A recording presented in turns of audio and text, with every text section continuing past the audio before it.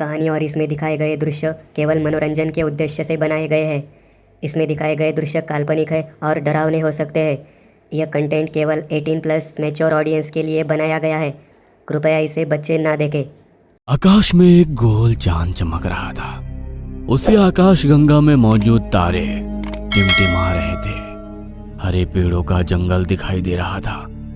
उसी जंगल के बीच से होकर अंतर्राष्ट्रीय राजमार्ग पार कर चुका था। हाईवे के किनारे एक सफेद मील का पत्थर दिखाई दे रहा था। उस पर एक नाम लिखा था, रायगढ़ 80 किलोमीटर। उसी मील के पत्थर पर एक कौवा आसमान से उड़कर नीचे आकर बैठ गया। कौवा सीधे सामने की ओर देख रहा था। कौवे की लाल लाल आंखें सामने अंधेरे में डूबा राजमार्ग देख रही थी। तभी हाईवे पर दूर से 2 हेडलाइटें चमकी और एक कार आगे आने लगी। यह एक 4 पहिया वाहन था। चालक की सीट पर एक 35 वर्षीय व्यक्ति बैठा था। उसका नाम ऋतिक था। उसकी पत्नी राजनंदा ऋतिक के बगल में बैठी थी और कार की पिछली सीट पर ऋतिक के बूढ़े पिता चंपक चाचा बैठे थे। उनके बगल में उनका 10 वर्षीय पोता रांडूनाथ बैठा था। कार हाईवे पर तेज गति से चल रही थी। ऋतिक दोनों हाथों से स्टीयरिंग व्हील पकड़कर गाड़ी चला रहा था। रायगढ़ 80 किलोमीटर दूर है, हम जल्दी ही पहुंच जाएंगे, ऋतिक ने कहा। तभी एक काला कौवा उड़कर कार के विंडशील्ड पर आया। उनके साथ उनके पिता चंपक चाचा, पत्नी राजनंदा और पुत्र रांडूनाथ भी उतरे। ये कौवा इतनी देर रात को हमारी कार के पास आकर मर गया।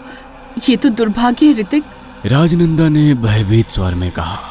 राजनंदा चुप रहो, अरे ऐसी कोई बात नहीं है, ऋतिक ने कहा। बहू सही कह रही है ऋतिक, इतनी देर रात गए कौवे को मरते देखना अशुभ है। आगे चलकर हमारे साथ जरूर कुछ बुरा होने वाला है। उस कौवे की मौत एक चेतावनी है, चंपक चाचा ने बताते हुए कहा। लेकिन ऋतिक ऐसी बातों पर विश्वास नहीं करते थे। बस करो पापा, मैं इन चीजों पर विश्वास नहीं करता। जैसे ही ऋतिक ने यह कहा, उसने सड़क किनारे से एक छड़ी उठाई। चलो कार में बैठो, हमें अभी बहुत दूर जाना है, ऋतिक ने कहा। सभी लोग वापस कार में बैठ गए, लेकिन राजनंदा और चंपक चाचा दोनों डरे हुए थे। उन्हें मन ही मन लग रहा था कि कुछ बुरा होने वाला है। 10 से 15 मिनट के बाद ऋतिक ने राजमार्ग के बाईं ओर एक सड़क देखी। सड़क के किनारे जमीन में गड़ा एक सफेद बोर्ड दिखा, जिस पर लिखा था, रायगढ़ शॉर्टकट। उसी सड़क पर एक तख्त के नीचे एक भिखारी खड़ा था। उसके बदन पर फटी बनियानी थी, नीचे फटी निक्कर, बाल बढ़े हुए थे, चेहरे पर लंबी दाढ़ी थी। उस भिखारी को देखकर कोई भी कहता, अरे ये तो IIT बाबा है। ऋतिक ने भिखारी के पास कार रोक दी। क्या भाई, ये सड़क कहाँ जाती है, ऋतिक ने भिखारी से पूछा। इस पर भिखारी ने अपनी लाल आंखें बड़ी कर ली और बाज की तरह मुस्कुराते हुए बोला, ये सड़क आपको वहां ले जाती है जहां आप जाना चाहते हैं, उस भिखारी ने गूढ़ स्वर में कहा। अच्छा, पर कहाँ, ऋतिक ने फिर से पूछा। यह सुनकर भिखारी की मुस्कान गायब हो गई और उसके चेहरे पर एक गहरी गंभीर अभिव्यक्ति फैल गई और उसने गंभीर स्वर में कहा, मौत। उस भिखारी की ये बातें सुनकर कार में बैठे राजनंदा और चंपक चाचा दोनों ही डर गए। उनकी आंखें डर से बड़ी हो गई। मजाक कर रहा हूँ सेठ जी, ये सड़क आपको रायगढ़ ले जाएगी। आइए, मुझे देसी शराब पीने के लिए 50 रुपए दीजिए। भिखारी की बात सुनकर ऋतिक और रांडूनाथ दोनों हंस पड़े। ये तो बहुत बढ़िया मजाक है। ये कहते हुए ऋतिक ने अपनी जेब से भिखारी को 100 रुपए का नोट दे दिया। जाओ ऐश करो, ऋतिक ने कहा। उसी भिखारी ने अपनी जेब से 50 रुपए का नोट निकाला और ऋतिक को दे दिया। मेरा भीख मांगने में नियम है, मैं जितना मांगता हूँ उतना ही लेता हूँ। भिखारी पीले दांत दिखाते हुए मुस्कुराया और कार स्टार्ट की और लाल टेल लाइट दिखाई दी और कार साइलेंसर से काला धुआं छोड़ते हुए चली गई। भिखारी अभी भी उस शॉर्टकट सड़क पर खड़ा था, लेकिन उसका रूप पहले से अलग दिख रहा था। उसके चेहरे पर एक जानलेवा मुस्कान थी। उसकी आंखें लाल हो गई थी, जैसे कि उनमें खून भर गया हो। उसका चेहरा लाश की तरह सफेद हो गया था। उसकी नाक किसी चुड़ैल की तरह बड़ी हो गई थी। मैंने उनसे 50 रुपए लेकर मौत का टिकट खरीद लिया। चकवा हूं मैं। वो भिखारी एक धोखेबाज छलावा भूत था। उसने ऋतिक की फैमिली को अपने जाल में फंसा लिया था। अब मौत का खेल शुरू होने वाला था। अचानक भिखारी का शरीर सफेद राख में बदल गया और 50 रुपए का नोट हवा में गोल गोल घूमता हुआ जमीन पर गिर गया। और उस नोट के आगे कोई रास्ता या शॉर्टकट नजर नहीं आ रहा था। हाईवे पर ऋतिक की कार तेजी से दौड़ रही थी। ऋतिक, मुझे वो भिखारी बिल्कुल भी अच्छा नहीं लगा। राजनंदा ने कहा। राजनंदा? अरे वो भिखारी है, अंबानी नहीं। उसके कपड़े और पहनावे वैसे ही होते हैं, उसमें ऐसा क्या है जो डर लगे? ऋतिक ने कहा। पिछली सीट पर बैठे रांडूनाथ अपने स्मार्टफोन पर यूट्यूब ऐप पर scary crocodile horror animation channel पर मौत का छलावा नामक वीडियो देख रहा था। दादाजी, ये छलावा क्या होता है? रांडूनाथ ने अपने दादाजी से पूछा। तभी चंपक चाचा ने कहा, छलावा एक चाल होता है रंडू, इसे चकवा भी कहते हैं। एक भयानक भूत होता है। ये रात में जंगल और राजमार्गों पर घूमता है। यह अपने शिकार को धोखा देता है और जब इसका मन भर जाता है तो वो चकवा है छलावा अपने शिकार को बेरहमी से मार देता है। अपने दादाजी के मुंह से ये भयानक खबर सुनकर रंडू थोड़ा डर गया। कार उस काले राजमार्ग पर तेजी से चल रही थी। उसकी पीली हेडलाइटें रास्ता दिखा रही थी। ऋतिक ड्राइवर की सीट पर बैठा था। फिर उसकी नजर सड़क के किनारे थोड़ी दूर चली गई। वहां एक चाय की दुकान थी। दुकान पर 70 वर्षीय चाय विक्रेता था। गैस पर रखा गया कप में चाय उबल रही थी। नल के नीचे काले अक्षरों में दुकान का नाम लिखा था, डॉली चाय वाला। एक बार पी लोगे तो वापस नहीं आओगे।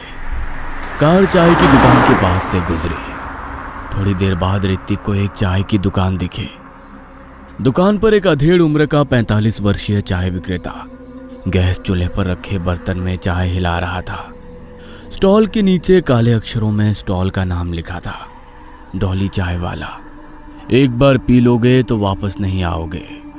ऋतिक ने एक बार फिर से चाय की दुकान को नजरअंदाज कर दिया और कार तेजी से वहां से निकल गई। ठीक वैसे ही 10 मिनट बाद एक बार फिर ऋतिक ने फिर से वही दुकान देखी, लेकिन अब एक 20 वर्षीय गोरी रूसी लड़की उस दुकान पर चाय हिला रही थी और स्टॉल के नीचे नाम है, रूसियन चाय वाले का स्पेशल चाय। हे भगवान, रूसी चाय? लेकिन 6000 रुपए की ये चाय कौन पिएगा भाई? ऋतिक ने खुद से कहा और कार उस चाय की दुकान के पास से भी गुजरी और आगे बढ़ गई। और जैसे ही गाड़ी आगे चली गई, वो दुकान जो छलावा का भ्रम था वो सफेद धुआं उड़ाते हुए गायब हो गया। पापा, मुझे बहुत भूख लगी है। पीछे से रांडूनाथ की भूखी आवाज आई। ऋतिक, मुझे भी भूख लगी है। राजनंदा ने कहा। इन दोनों की बात सुनकर ऋतिक ने आगे रुकने के लिए कोई ढाबा या होटल तलाशना शुरू कर दिया। 5-10 मिनट बीत चुके थे। सड़क बहुत शांत थी। वहां ऋतिक की कार के अलावा कोई नहीं था। तभी ऋतिक को सड़क के किनारे एक ढाबा दिखाई दी। ढाबे का नाम था जियो ढाबा, जितना चाहो खाओ। झोपड़ी के बाहर 5-6 बिस्तर लगे थे जिन पर लोग बैठकर खाना खा रहे थे। ऋतिक ने शेड के पास कार रोकी। उसका परिवार कार से बाहर निकल आया। वो ढाबे पर आया और एक बिस्तर पर बैठ गया। एक वेटर ऑर्डर लेने आया। क्या चाहिए सर? वेटर ने अपनी गहरी ठंडी आवाज में कहा। ऋतिक ने 4 पूरी भाजी का ऑर्डर दिया और वेटर ऑर्डर लेकर चला गया। बेटा, मैं अभी आया। चंपक चाचा ने एक उंगली से इशारा करते हुए कहा और बिस्तर से उठकर ढाबे के पीछे बने वॉशरूम में आ गए। वॉशरूम का एक छोटा कमरा था। सफेद दीवारें थी। वॉशरूम के लिए एक कमरा था। दीवार पर एक पीला बल्ब जल रहा था और उसके नीचे एक आईना लगा हुआ था। फ्रेश होने के बाद चंपक चाचा ने नल के पानी में अपने हाथ धोए, झुककर अपना चेहरा धोया और फिर सीधा खड़े हो गए। तभी उनकी कमर चमक से भर गई। हे राम! चंपक चाचा के मुंह से पीड़ा के साथ भगवान का नाम निकला और उसके बाद जो हुआ वो दिल को दहला देने वाला था। शौचालय का पूरा दृश्य एक पल में बदल गया। नल टूट कर गिर गया, सामने लगा सुंदर दर्पण टूट कर बिखर गया, सफेद दीवारें बदरंग हो गई, मानो उस पर काली फफूंद लग गई हो और वो पीला बल्ब चटकने लगा। हे श्री राम! हे भगवान! क्या भ्रम है? क्या ये किसी प्रकार का धोखा छलावा है? हे भगवान, यदि कौवे की मृत्यु खतरे का संकेत है तो मुझे अभी जाकर सबको सावधान कर देना चाहिए। चंपक चाचा जल्दी से शौचालय से बाहर भागे। जैसे ही उन्होंने बाहर का दृश्य देखा, उनके पैरों तले जमीन खिसक गई, उनकी आंखें भय से फैल गई, उनके अंग कांपने लगे। कभी छत जो पहले बिल्कुल नई और रोशनी से सजी हुई दिखाई देती थी, अब एक जीर्ण शीर्ण पुराने खंडहर की तरह दिख रही थी। छत ढह गई थी, ढाबे के बाहर रखी खाट टूटी हुई थी। उसी टूटे हुए बिस्तर पर ऋतिक, राजनंदा और चंपक चाचा का पोता रांडूनाथ बैठा था। चंपक चाचा जल्दी से अपने परिवार के पास आए। बच्चों, जल्दी यहाँ से उठो, यहाँ बहुत खतरा है, चलो जल्दी से यहाँ से निकलो। चंपक चाचा ने जल्दी से कहा।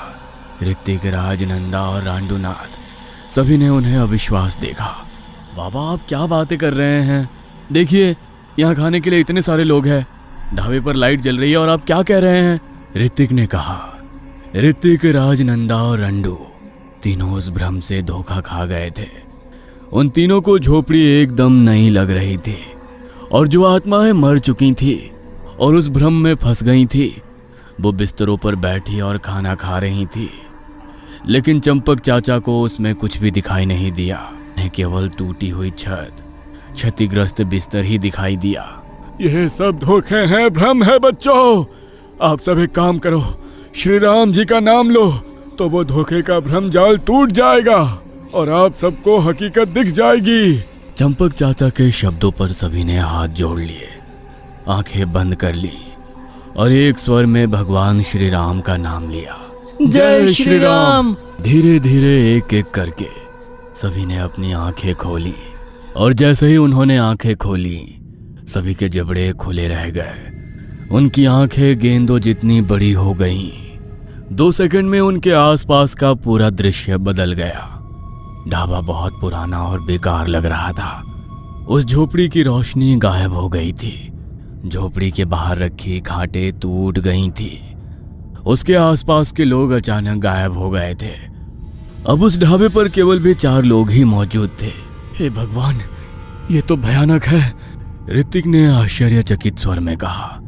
छोटा रांडूनाथ डर गया और अपनी मां की गोद में जा गिरा।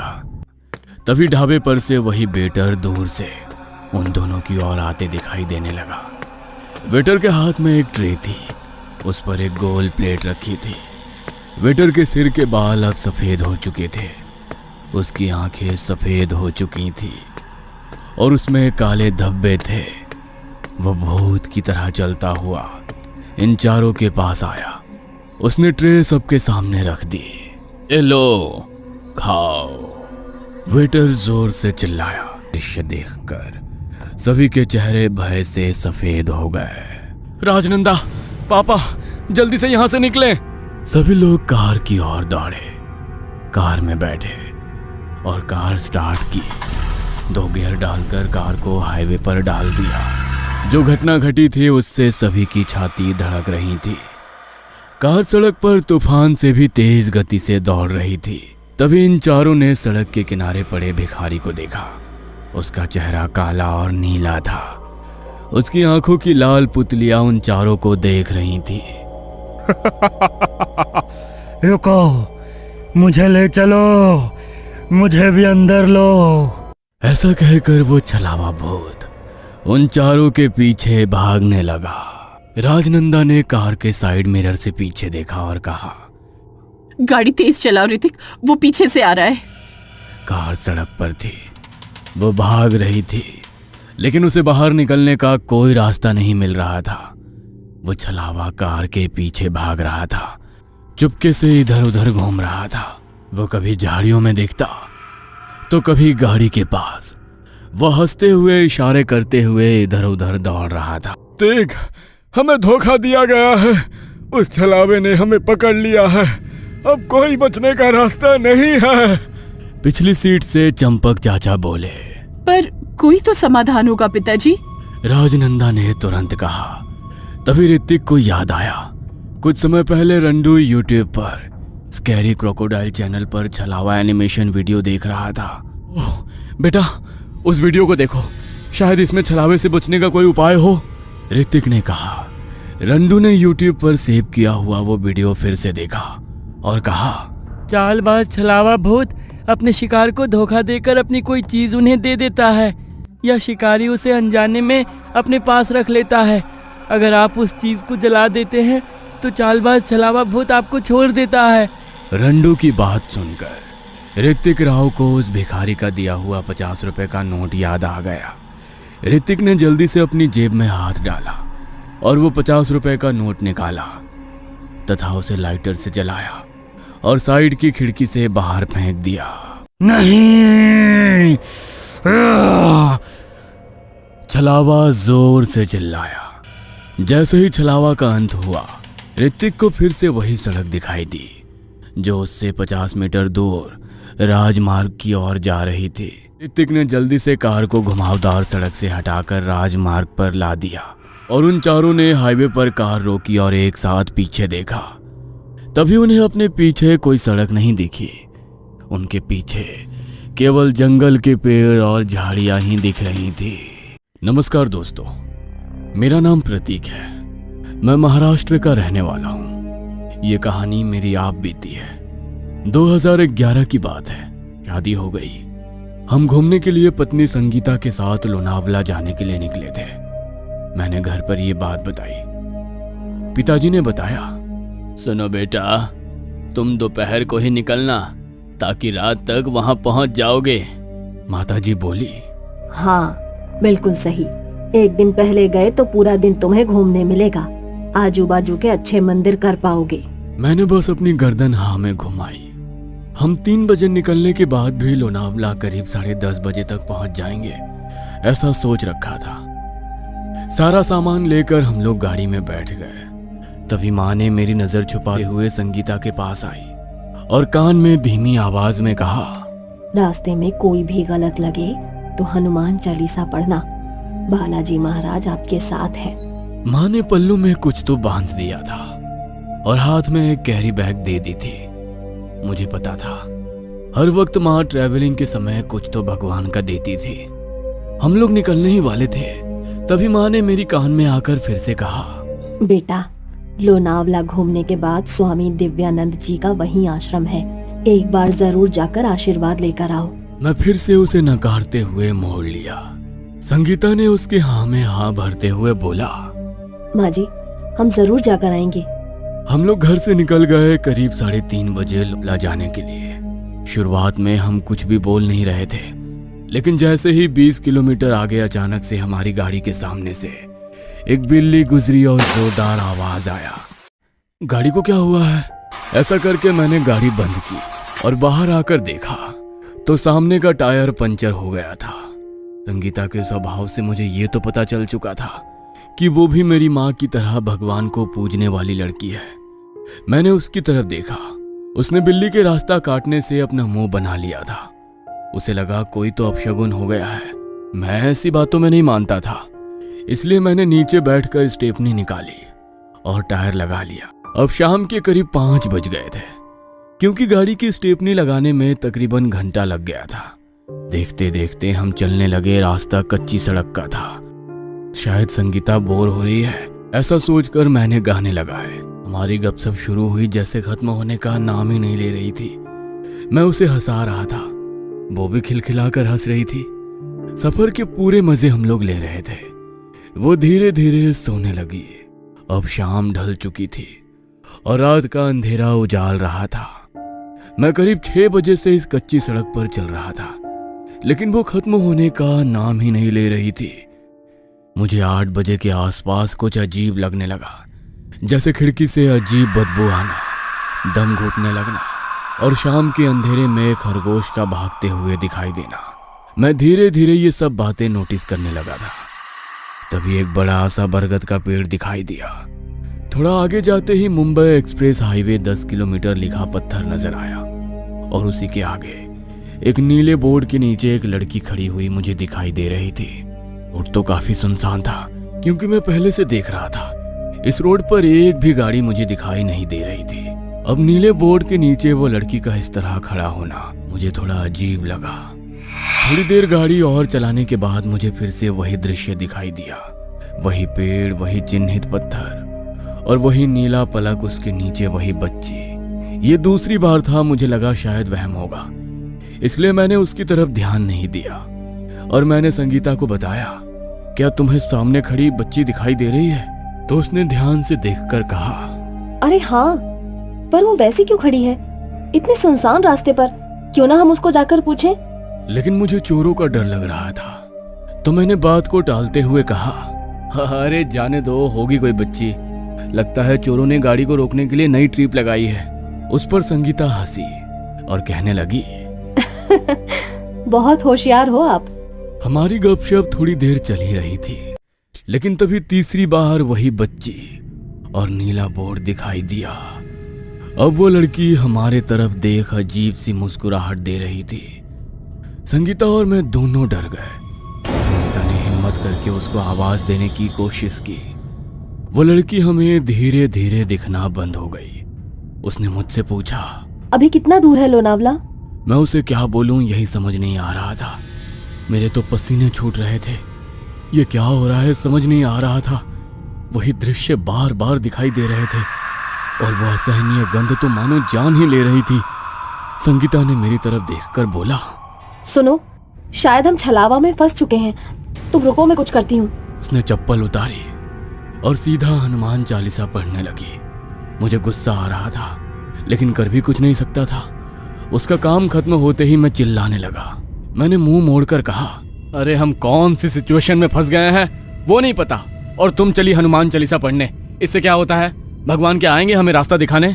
लेकिन उसने मेरी तरफ देखा भी नहीं, जैसे सुनकर अनसुना कर दिया। मुझे वहीं रोकने के लिए कहा था। 10-12 मिनट हम वहीं रुके हुए थे। फिर उसने कहा, अब चलो। मैं उसे डांटने वाला था, लेकिन मैं भी थोड़ा सा डरा हुआ था और नई नई शादी हुई थी, तो डांटना अच्छा नहीं लगता।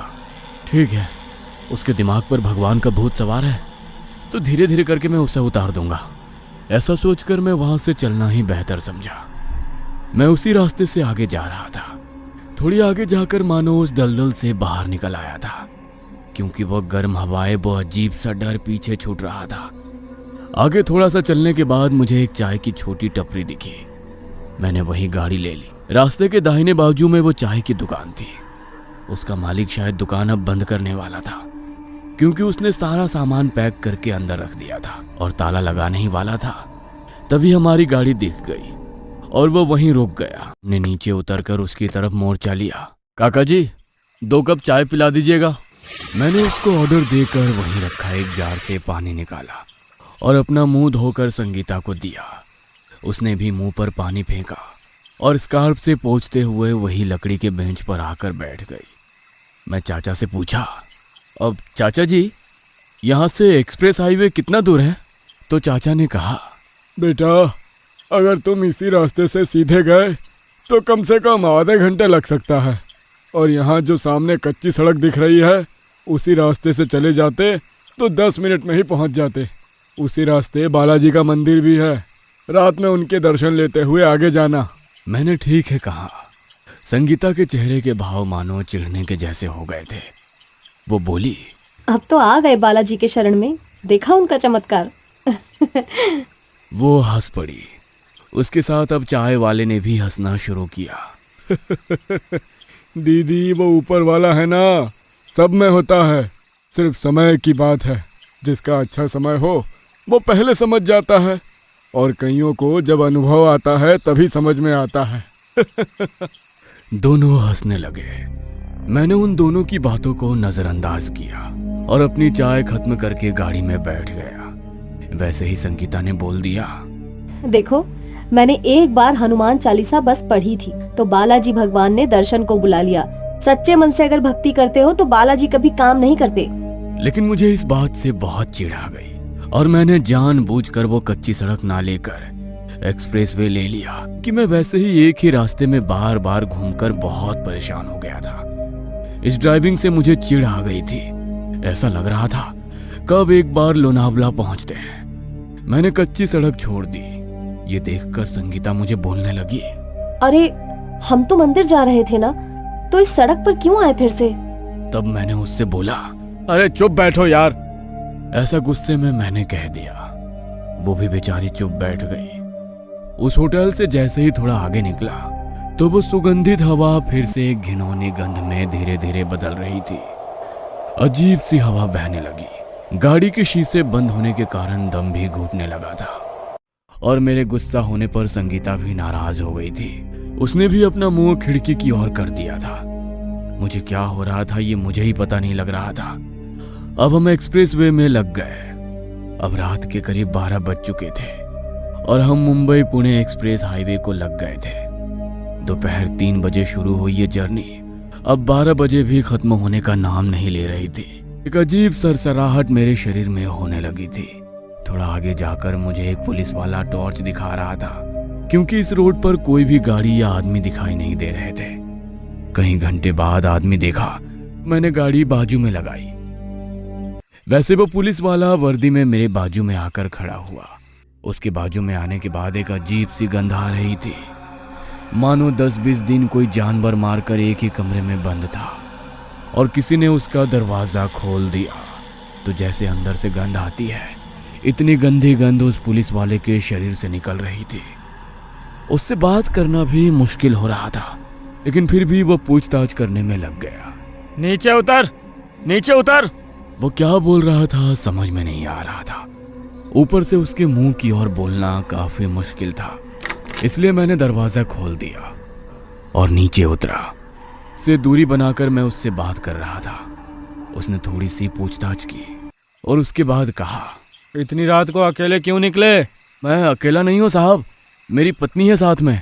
तो उसने फिर खिड़की से मुंह अंदर डाला और उसे देखा। उसके बाद वैसे ही मुंह बाहर निकाला और मेरी तरफ देखा। अच्छी है, चलो निकलो अब, जाओ। ऐसा कहकर वो बड़ी जोर से हंसने लगा। मैंने झट से गाड़ी में बैठकर दरवाजा बंद कर दिया और आगे निकल हम टनल में दाखिल हुए। वो अंधेरी टनल वाकई भयानक थी। थोड़ा आगे आते ही संगीता इतनी जोर से चीखी कि मेरे भी रोंगटे खड़े हो गए थे। टनल से बाहर निकलने के बाद मैं संगीता के ऊपर हंस रहा था, लेकिन वो नींद की छाया में फिर से सो गई। मैं फिर भी हंसते हंसते आगे गाड़ी निकाल रहा था, क्योंकि अब लोनावला बस 20-25 मिनट की दूरी पर था। मैं गाड़ी जैसे ही टनल से आगे निकाल ही रहा था कि गाड़ी अचानक से बंद हो गई। मैंने कई बार चाबी घुमाकर और भी कई तकनीक लगाकर गाड़ी शुरू करने का प्रयास किया, लेकिन हुई नहीं। आखिर में गाड़ी से नीचे उतरा। उस अंधेरी सड़क पर मैं अकेला था, आसपास कोई नहीं था। तब ध्यान में आया कि गाड़ी का ईंधन तो लगभग खत्म ही हो गया होगा। मुझे जहां तक पता था तब तक आश्रम का रास्ता छोड़कर लोनावला लेकर रास्ते के नजदीक भी कोई पेट्रोल पंप नहीं है। क्या करूं यही सोच रहा था, तभी कानों में हल्की सी गुर्र गुर्र की आवाज आ रही थी। मैंने ध्यान रखकर सुनी तो संगीता नींद में ही अजीब सी आवाज निकाल रही थी। मैंने संगीता को हाथ लगाकर उठाया। संगीता, संगीता उठो ना, देखो तो हम लोनावला के करीब हैं। लेकिन वो जरा से भी नहीं हिली, लेकिन उसकी आवाज अब बढ़ चुकी थी। मैंने संगीता को फिर से हिलाया, लेकिन उसने अब मेरा, मैं काफी डर गया। संगीता, तुम्हें अचानक से क्या हो गया? क्या बोल रही हो तुम? तब उसने मेरे ऊपर हमला ही बोल दिया। एक जोर से थप्पड़ मुझे लगे। मैं काफी डर गया, लेकिन अब मुझे एहसास हो गया था कि मेरे साथ जरूर कोई बुरी घटनाएं होने लगी है और इसे मुझे सिर्फ और सिर्फ भगवान ही बचा सकते हैं। मैंने जीवन में पहली बार उनका अस्तित्व माना और मुंह में बालाजी भगवान का नाम लेते हुए माफी मांग ली बालाजी भगवान, इस बार सिर्फ मुझे बचा लो। मैं जिंदगी भर आपके चरणों में पड़ा रहूंगा, क्योंकि मुझे अब पता चल चुका है। मैंने फटाक से गाड़ी मोड़ ली। बाईं तरफ जाने वाली श्री स्वामी दिव्यानंद महाराज जी के मठ की ओर गाड़ी घुमाई। पता नहीं था कि हम किस रास्ते जा रहे हैं कि नजरों में अब वो मठ दिखाई देने लगा। ये तो होश ही उड़ गए। अजीब सी दिखने वाली वो औरत मेरी संगीता थी ही नहीं। मुझे ऐसा लग रहा था कि अब जो कुछ होगा वो बालाजी भगवान की मर्जी से होगा। मैं गाड़ी तेज भगाना शुरू कर दिया। वैसे वो गुर्राती हुई मेरे कॉलर पकड़ने लगी। मैंने 1-2 बार उसे झटकारा, लेकिन वो सुन ही नहीं रही थी। आखिर में तेज भागते हुए खुले गेट से गाड़ी को अंदर धकेली। जैसे जो कोई था वो उसके अंदर से निकल गया हो, क्योंकि भूत पिशाच निकट नहीं आवे, महावीर जब नाम सुनावे। आज अंधेरा था। काली कालिक से घिरा आसमान किसी अनहोनी का संकेत दिए जा रहा था। पुराने जमाने में ज्यादातर गाड़ियां नहीं होती थी। रात होते ही हाईवे पूरी तरह सुनसान हो जाते थे। इसी वजह से हाईवे पर एक बार धाकड़ कांड हो गया था। कोहरे में लिपटा हुआ सीधा हाईवे दिखाई दे रहा था। तभी कार की पीली हेडलाइट्स हाईवे पर पड़ी और वो लंबी सड़क लाइट से उजल गई। वो कार सड़क के ऊपर से तेजी से दौड़ रही थी। कार में प्रताप, विक्रम, मनवीर कार की पिछली सीट पर बैठे थे। आगे ड्राइवर सीट पर महेंद्र बैठा था और उसके बगल वाली सीट पर सूरज बैठा था। वे सभी बच्चे दिवाली में काली चौदस के अवसर पर राजस्थान में काली माता के एक मंदिर में दर्शन करने जा रहे थे। कार की पीली हेडलाइट्स की रोशनी में सड़क के किनारे खड़े हरे भरे पेड़, उन पेड़ों के पीछे दूर दूर तक फैली पीली सुनहरी रेत का रेगिस्तान था। उस रेगिस्तान में हवा और कुपोषित सूरज की रोशनी, मुड़ी हुई टेढ़ी भुजाओं वाले सूखे पेड़ खड़े थे, जो अंधेरे में इस कार को आगे जाते हुए देख रहे थे। गाड़ी का स्पीडोमीटर 80 दिखा रहा था। मीटर में फ्यूल फुल भरा हुआ दिख रहा था। उन सभी को घर से निकले अब बहुत देर हो चुकी थी। सभी को बहुत भूख लगी थी। सड़क के किनारे एक छोटा सा ढाबा दिखाई दिया। इन सब ने ढाबे से थोड़ी दूर अपनी गाड़ी खड़ी की। वे सभी ढाबे पर आ गए। ढाबा दिखने में जमीन में लकड़ी के खंभे गड़े थे और उन पर पुआल की छत थी। ढाबे के सामने 4 हौज रखे थे, जिनमें से एक पर पहले से ही 3 लोग बैठे थे। वे सभी बच्चे किनारे की खाली हौज पर बैठ गए। तभी एक 70 साल का बुजुर्ग ढाबे से बाहर निकला। उसने राजस्थानी पोशाक पहनी हुई थी। उन चाचा का नाम भानुदास था। वो चाचा आए और बच्चों से ऑर्डर पूछी, जिस पर सभी बच्चों ने राजस्थानी स्पेशल दाल बाटी चूरमा ऑर्डर किया। ऑर्डर लेकर वो चाचा फिर से ढाबे में चले गए। इन सभी बच्चों से थोड़ी दूर किनारे वाली बेंच पर 3 आदमी बैठे थे और उनके सामने शराब की बोतलें रखी थी। उन्हीं में से एक आदमी ने इन बच्चों से पूछा, और बच्चों, तुम लोग कहाँ जा रहे हो? इस पर बच्चों ने कहा, हम काली माता के दर्शन के लिए भूल भाट जा रहे हैं। बच्चों की इस बात पर उस आदमी के चेहरे पर भय, असहजता के भाव छा गए और उन लोगों ने कहा, तुम लोग जाओ, पर रास्ते में कहीं भी गाड़ी मत रोकना। उस आदमी की इस बात पर बच्चों ने सवाल किया, क्यों? गाड़ी क्यों नहीं रोकना? पीछे से आवाज आई, क्योंकि रात में उस रास्ते का रूप बदल जाता है। भानुदास काका हाथ में दाल बाटी चूरमा की 2 थालियां लेकर बच्चों के पास आए। उन्होंने दोनों थालियां जमीन पर रख दी। भानुदास काका बताते रहे, वहां जमा हुआ अंधेर खाली नहीं होता। उस अंधेरे में कुछ फिरता है, जिसे एक बार तुम लोगों ने देख लिया तो उस रास्ते से बाहर नहीं निकल पाओगे। भानुदास काका ने कहा। सभी बच्चे उनकी बात पर हंस पड़े, लेकिन कहानी दिलचस्प थी और वे सुनने लगे। लड़कों, आगे का रास्ता 1.5 घंटे तक बिल्कुल सुनसान है। कहा जाता है कि हाईवे बनने से पहले 56 साल पहले उस जगह पर काला जादू करने वालों का एक कबीला रहता था। इन लोगों के काले जादू से तंग आकर एक अंग्रेज ऑफिसर ने आधी रात को सब सो जाने के बाद अपनी सेना भेजी और जमीन में गाड़ दिया और उनके जमीन में गड़े लाशों के ऊपर से वे हाईवे बना दिया। रात में इस जनजाति के आदिवासियों की आत्माएं, इसलिए मेरी बात सुनो, उस हाईवे से मत जाओ। भानुदास ने कहा। यह घटना बताते हुए उनके चेहरे पर डर के भाव साफ दिखाई दे रहे थे। बच्चों ने खाना खा लिया। प्रताप ने उस चाचा का बफाया पैसा चुका दिया। सभी बच्चे कार में बैठ गए और उस चाचा की बात सुने बिना उसी सड़क से जाने लगे, क्योंकि बच्चे ऐसे झूठ कहावतों पर विश्वास नहीं करते थे। सूरज ने अपनी कलाई घड़ी पर समय देखा। अब 11:15 बज रहे थे। मुश्किल से 1-1.25 घंटे में वे सभी बूल भाटा पहुंच जाएंगे। सड़क एक विकराल राक्षस के खुले हुए मुंह की तरह दिख रही थी। जैसे जैसे कार आगे बढ़ती, ऐसा लगता जैसे सड़क इस कार को निगल रही हो। अरे देखो, मैं क्या लाया हूं। प्रताप ने सबका ध्यान अपनी ओर खींचा। महेंद्र ने भी अपनी सिर के सामने लगे आईने में देखा। तभी सामने देखा कि प्रताप के हाथ में शराब की एक बोतल है। प्रताप, तुम्हें यह शराब की बोतल कहाँ से मिली? सूरज ने पूछा।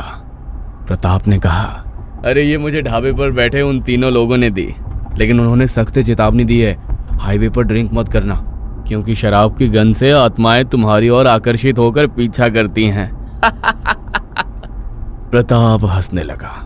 बाकी लड़के भी हंस पड़े। कार सड़क पर तेजी से दौड़ रही थी।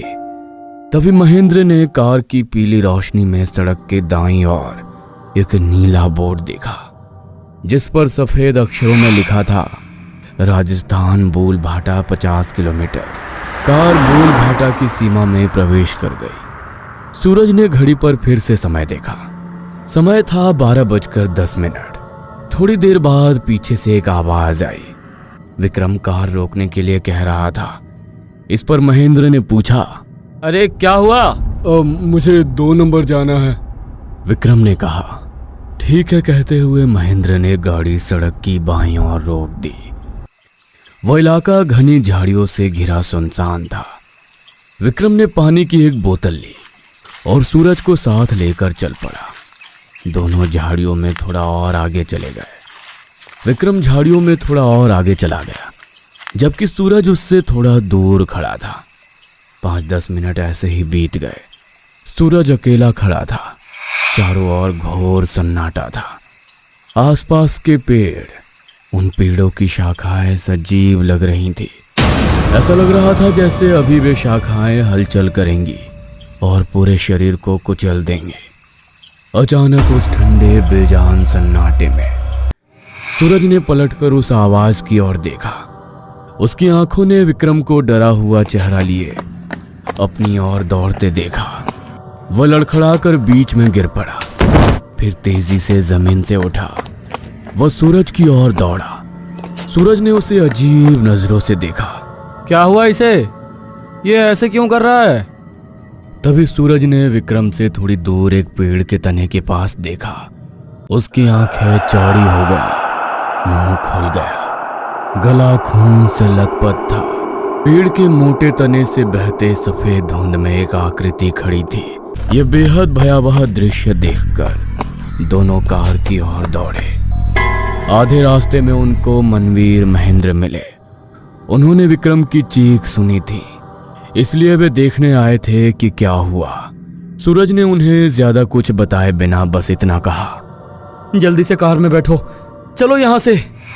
और सब कार की ओर दौड़ पड़े। सब कार के पास आए, कार में बैठे।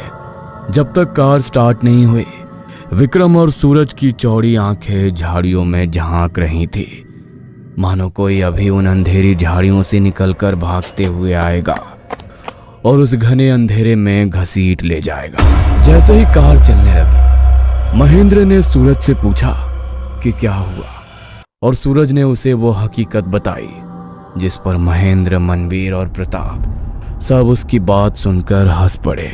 हो, शराब मैंने पी रखी है और चढ़ तुम दोनों को गई है। प्रताप दांत पीसते हुए जोर जोर से हंसने लगा। थोड़ी देर बाद महेंद्र गाना सुनने के लिए अपने साथ 4-5 कैसेट लाया था। महेंद्र ने उनमें से एक को ऑडियो टेप पर लगा दिया। गाना लगाने का मकसद इस दूषित माहौल को ताजा करना था। सूरज ने फिर से घड़ी देखी। घड़ी में समय 12:10 दिखा। उसे थोड़ा आश्चर्य हुआ, अजीब लगा, क्योंकि आधे घंटे पहले उसने घड़ी में यही समय देखा था। लेकिन हैरानी की बात, सोचने वाली बात यह थी कि सेकंड की सुई तो चल रही थी, लेकिन घंटे और मिनट की सुइयां जंग खाकर एक ही जगह रुकी हुई थी। सूरज ने यह सोचकर समय देखना बंद कर दिया कि घड़ी जरूर खराब हो गई होगी। ऐसे ही काफी समय बीत गया। महेंद्र ने अब तक 8-9 गाने लगा दिए थे। वो पुराना जमाना था, लगभग 2001। अब जैसे 3-4 मिनट के गाने नहीं होते थे, बल्कि 7-8 मिनट के लंबे गाने होते थे। और सुनते सुनते इन गानों को सुनकर सूरज का चेहरा थोड़ा उलझन में था। अगर कोई गाना 8-9 मिनट लंबा है तो 8-9 गाना बजने तक 1 घंटा तो बीत ही जाएगा, और हमें इतने समय में बुलभट्टा पहुंच जाना चाहिए था। यह सोचकर उसे थोड़ी उलझन हुई कि बुलभट्टा जो 1 घंटे की दूरी पर था, अब तक आया क्यों नहीं। तो सूरज ने पीछे वाली सीट पर बैठे अपने दोस्त मनवीर से भी कहा, अब जरा अपने फोन में समय तो देखो, मेरी घड़ी खराब हो गई है। मनवीर के पास नोकिया का फोन था। उसने फोन निकाला और समय देखा। फोन की स्क्रीन पर वही समय था, 12:10 और सेकंड की सुई आगे बढ़ रही थी और सिम को रेंज भी नहीं थी। मनवीर ने सूरज को समय बताया, जिससे वो सोच में पड़ गया, क्योंकि उसकी घड़ी में भी वही समय था। उसने ये भी कहा कि उसकी घड़ी में भी वही समय था और घड़ी रुकी हुई थी। सूरज की बात सुनकर मनवीर ने अपनी आंखों से स्क्रीन पर देखा। इसके पीछे मकसद ये देखना था कि समय आगे बढ़ रहा है या नहीं। मनवीर 2-3 मिनट तक घड़ी देखता रहा, लेकिन समय मानो थम सा गया था, आगे बढ़ ही नहीं रहा था। आखिरकार उसने निराश होकर फोन जेब में रख लिया। गाड़ी में अब सब चुपचाप बैठे थे। प्रताप, जिसने बीच में शराब पी ली थी, इतना नशे में था कि बुदबुदा रहा था। गाड़ी सड़क पर तेजी से दौड़ रही थी, लेकिन अभी भी बोल भाटा आने का कोई संकेत नहीं था। महेंद्र ने कहा, बोल भाटा अभी भी नहीं आया। लेकिन किसी के पास जवाब नहीं था, क्योंकि जो घटना हो रही थी वो बहुत ही अजीब थी। प्रताप नशे में था। उसकी पलकें भारी हो गई थी, आंखें हल्की लाल थी। उसी नशे में उसकी नजर सामने सड़क पर गई। गाड़ी रोक भिंडी, गाड़ी रोक, वो लोग सड़क पर खड़े हैं, उड़ा देगा क्या उन्हें, साले गाड़ी रोक। प्रताप जोर जोर से चिल्लाने लगा। सूरज और विक्रम, जो उसकी आवाज सुनकर पहले से ही डरे हुए थे, चौड़ी आंखों से सड़क की ओर पागलों की तरह देखने लगे। डर से उनकी फटके हाथ में आ गई। मनवीर ने किसी तरह प्रताप को शांत किया और पूछा, अरे क्या हुआ? प्रताप ने आगे देखा, लेकिन सड़क अब खाली लग रही थी। कार के सामने सड़क पर बहुत सारे लोग खड़े थे, प्रताप ने सबको बताया। इस पर महेंद्र ने उससे कहा, अबे साले, अभी शराब पी ना तो गाड़ी से बाहर फेंक दूंगा, चुपचाप लेट जा। पता नहीं कितनी देर हो गई, कार सड़क पर चल ही रही थी। अब कार में सन्नाटा छा गया था। शराब पीकर बैठा प्रताप भी शांत हो गया था। सबको इस बात का पूरा एहसास हो रहा था कि उनके साथ कुछ बुरा हो रहा है। थोड़ी देर बाद सभी ने कार से 50 मीटर दूर सड़क के किनारे एक गहरे भूरे रंग की आग जलती हुई देखी। उस आग के और 2 लोग कंबल ओढ़े बैठे थे और महेंद्र ने उन लोगों से थोड़ी दूर जाकर कार रोक दी। मनवीर अकेला ही गाड़ी से बाहर निकला। मनवीर थोड़ा दूर खड़ा होकर उन लोगों को 3-4 बार पुकारा, लेकिन वे सब बिना कोई जवाब दिए वहीं बैठे रहे। मनवीर ने यह सोचा कि इन लोगों को कम सुनाई देता होगा, मनवीर चिल्लाया और बोला, अरे भाई, ये सड़क कहाँ जाती है? मनवीर के ये शब्द कहते ही दोनों कंबल ओढ़े साथ बैठे लोगों ने मुंह पीछे करके देखा। जो नजारा मनवीर समेत सबने देखा, ये दृश्य देख मनवीर की रूह कांप गई। वो फौरन गाड़ी में आ बैठा। गाड़ी तेजी से वहां से निकल पड़ी। अंधेरा घना होता जा रहा था। पीली हेडलाइट्स पर काली कालिक फैल रही थी। हेडलाइट्स की रोशनी अब कम होती जा रही थी। कार में बैठे सभी लोग अपनी जान के लिए डरे हुए थे। एक ऐसी चीज जिसके बारे में उन्होंने कभी सोचा भी नहीं था, वो भूत आत्माएं अब इन सब की जानों के पीछे पड़े थे। कार में बैठे सभी के चेहरों पर खुशी फैल गई। सबको लगा कि वे बच गए। वो चले गए, लेकिन नहीं, अब संकट पीछे नहीं बल्कि आगे था। हाँ, आगे। प्रताप जो शराब पी रहा था, अपने शॉर्ट्स में पेशाब कर चुका था। कार की गति इतनी तेज थी कि किसी भी क्षण कार उन ध्यान स्थलों तक पहुंचने वाली थी कि चमत्कार हुआ। हाँ, चमत्कार। सूखी दलदली भूमि पर घास को जलाने के लिए बस एक चिंगारी ही काफी है। और जैसे दुष्ट और मिथ्या शक्ति कितनी भी प्रबल क्यों ना हो, ये परम सत्य है कि उस दुष्ट का अंतिम संस्कार सत्य की प्रज्वलित अग्नि द्वारा ही होता है।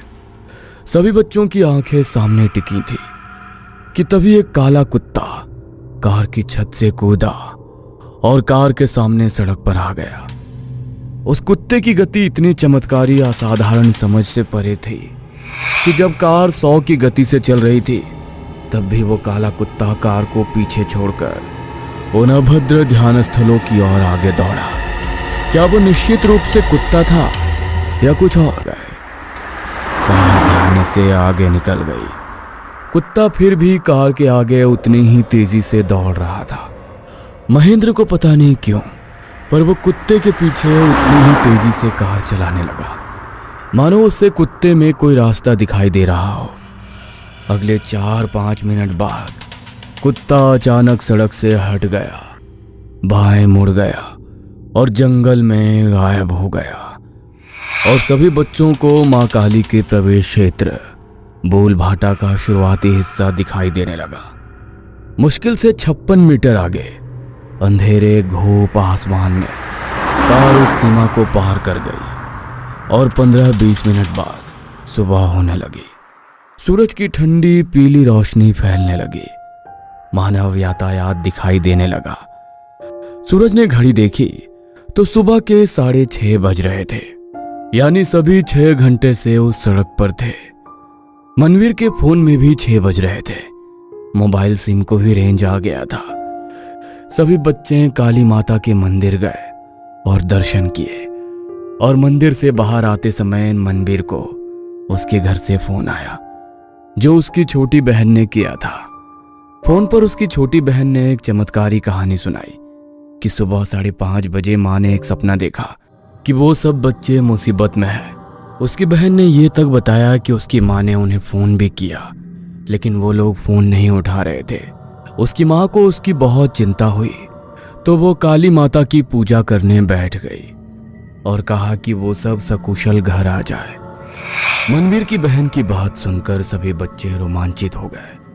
उन्हें एहसास हो गया था कि वो काला कुत्ता कोई साधारण नहीं, बल्कि ईश्वर का एक रूप था, जो उस मुसीबत की घड़ी में उन्हें बचाने आया था। सबने माँ के फिर से दर्शन किए, उनका तहे दिल से शुक्रिया अदा किया और दोपहर को अपने घर चले गए। क्या पता रात में फिर से ऐसी घटना घट जाए। तो इस तरह सबको एक अच्छी सीख मिली कि बुजुर्ग लोगों के विचार कभी गलत नहीं होते।